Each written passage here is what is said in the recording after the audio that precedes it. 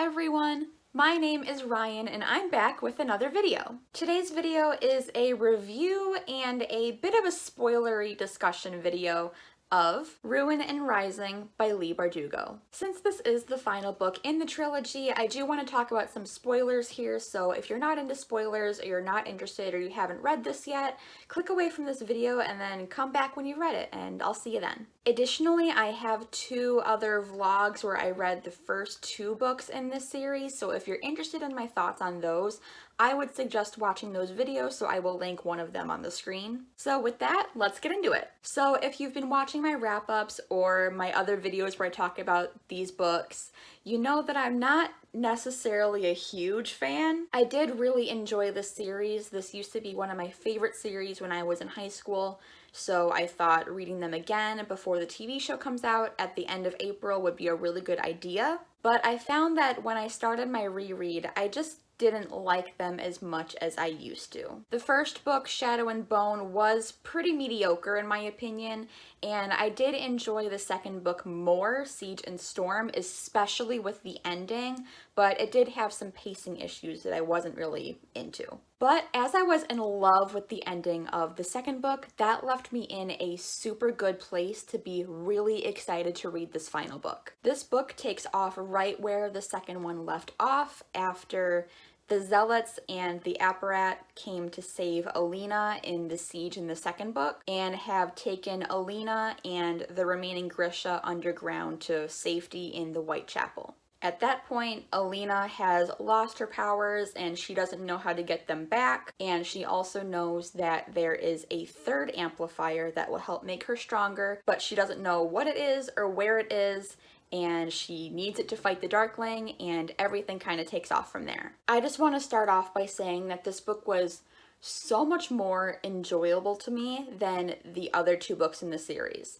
I thought that the pacing especially was a lot more put together. I felt like this one was just, on a technical standpoint, a lot more well developed and just better constructed than the previous two books. In the previous books, I kind of felt like there were just big giant chunks in the middle of the book that either could have been shortened or taken out, but in this book, I didn't feel like there was a wasted scene or a wasted conversation, and overall I just felt like everything was working to wrap up something. So that was especially nice, since that was my biggest criticism of the previous two books. Kind of along those lines, I felt that this book was the most engaging for me to read. There wasn't really any point when I was losing focus or sort of not really wanting to be reading this. We got a lot more action in this book than was previously in the other books, a lot more political intrigue, a lot of drama between the characters, and I felt that everything was working out in this book. Next, I want to just talk about what actually happened, because this book was a ride. First, I want to talk about that scene with the king. That was the first scene in this book when I was really hooked and I was like, okay, now I want to see how everything wraps up. Basically, the scene was a standoff between like the king and Nikolai and Genya, and just like that scene where the king was accusing Genya of poisoning him, but she revealed that she put the poison on her skin, so he would have had to been like assaulting her to get the poison. So it would just reveal that the king was a big giant creep, and that scene was so well done and just intense, and I was just like, Genya deserves rights. Like, I freaking loved Genya in this book. Next, I want to talk about my other favorite element of this book, which was that scene where the Darkling turns Nikolai into a monster. Holy crap, I thought that scene was so cool, just like the imagery behind it and like him like growing these claws and just being this creature. I was like, ooh, that's a good scene. I will say I did want a bit more from it, because I thought it was setting him up, and that was going to be the big conflict of the book, is what's going to happen to Nikolai. Are they going to save him, or are they going to have to kill him? But I kind of feel like they resolved that too quickly, and I would have liked to see Nikolai struggling with it a bit more. But I would have liked to see more scenes with him present as the monster, and where they really have to struggle to either fix him or kill him. But still, like, just that scene of him turning into the monster, just God tier. God tier. Like, it was great. Next, I want to talk about just the reveals of the Darkling and the Darkling's history. Basically, we get the story told from Baghra about her father, who was Morozova, and basically that Morozova brought his second daughter back to life using, like, forbidden magic, and then that was what essentially also created the third amplifier accidentally, but then the darkness magic was passed down through Baghra into the Darkling. And I'm gonna be honest, I didn't really see that coming.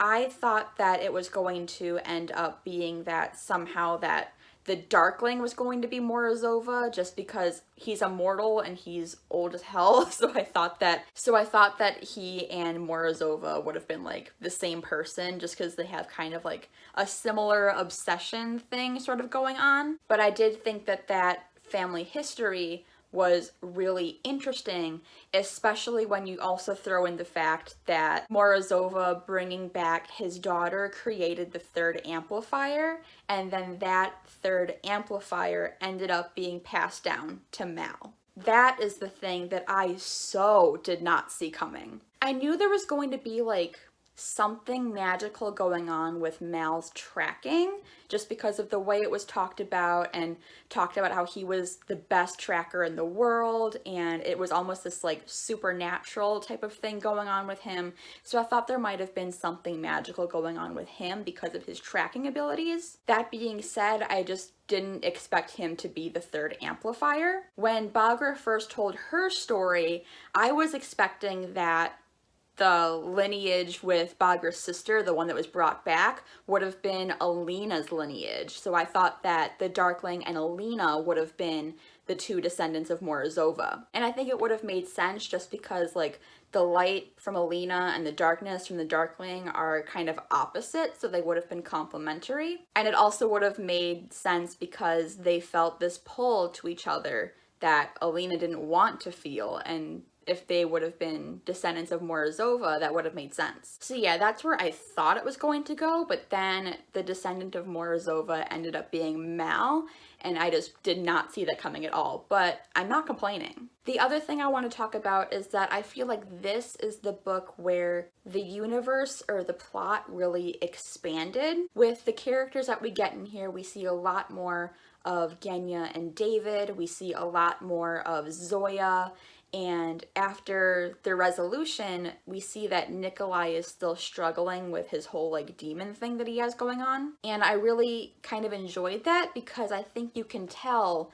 that this is the book where a lot of the things further along in the Grishaverse are being planned.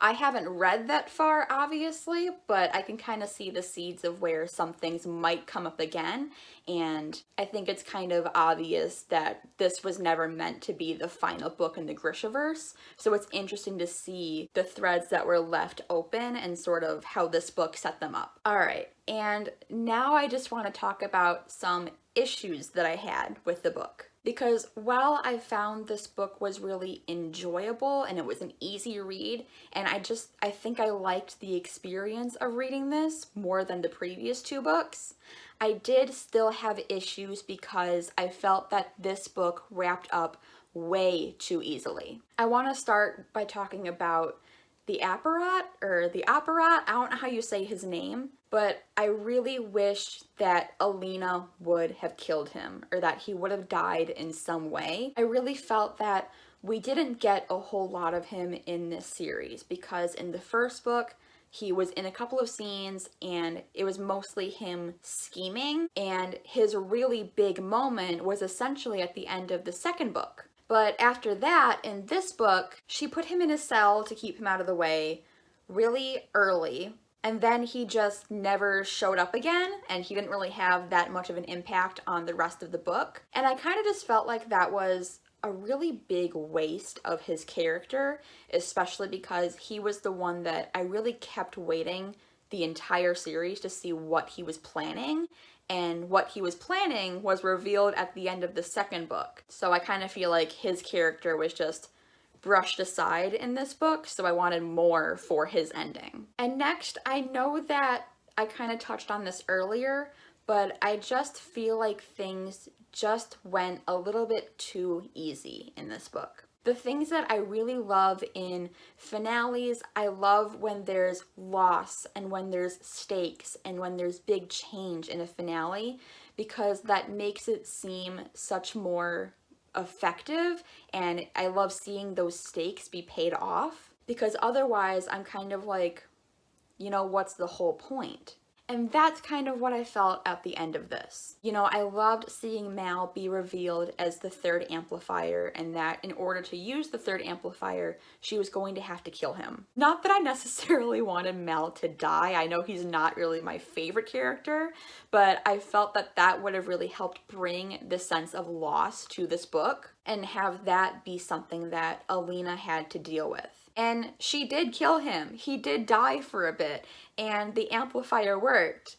But then he got brought back at the end of the chapter, so I was like, what was the point? What was the point? So yeah, I wasn't really into that. I felt that that made it really easy and just wrapped it up with a nice little bow, and I just wasn't into it. The other thing here, again in line with that, is I felt that Alina got her powers back way too easy. At the end of the second book, I forgot to mention this in my vlog, but at the end of the second book, when it's revealed that she no longer has her powers, I thought that that was really going to be a struggle of the third book. Because, you know, Alina has a little bit of a power-hungry side and an ambitious side. And there was also that scene where Mal was asking her if she would give her power up, and her response was never. And I loved that scene in the second book. So I was really excited to see how that would play out in this book, but she got her powers back in like the second chapter when they went above ground, and I was like,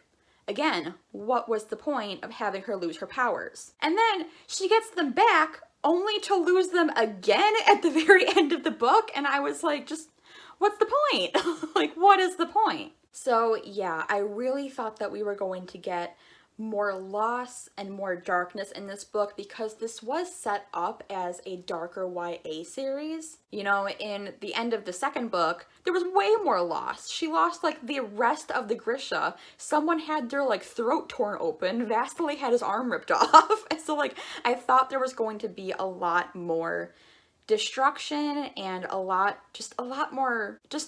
higher stakes than there were. I almost felt like there was more of that loss and destruction in the second book. And yeah, if there's none of that in the final book, it's just like, what are the stakes? What's the point of all of this struggle if it's just all gonna work out in the end? And like, I get the whole point of it. I get that the whole thing was really gunning for Alina and Mal to be soulmates and for them to be meant to be through this like cosmic pull between them. So I get that the whole thing is just meant to kind of be there like happily ever after, but I just felt like it was just too easy and there were no stakes. And so I'm just like, what? And yeah, also just paired with it, besides that, there was no death. Like, I think the only character to die was Baghra, and like, that was sad, but it was important for the scene. And besides her, the only other person to die was Harsha. So I would have liked to see some more death, some more destruction, just because the rest of the series did have such a darker tone, and I felt like to have everything wrapped up with a nice happily ever after, with everything wrapped up really nicely, kind of defeats the purpose a little bit. And yeah, so that's really all I have to say for this book.